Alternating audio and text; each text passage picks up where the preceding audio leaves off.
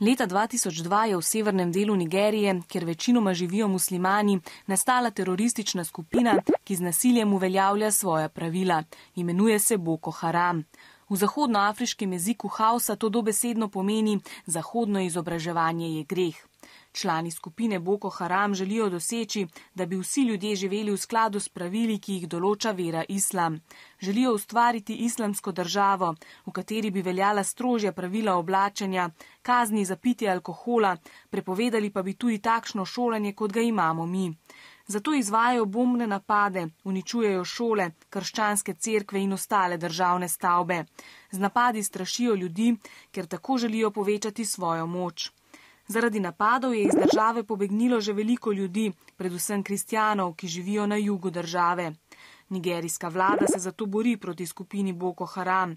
Z njimi se tudi pogajajo, a za zdaj neuspešno, saj moč skupine narašča.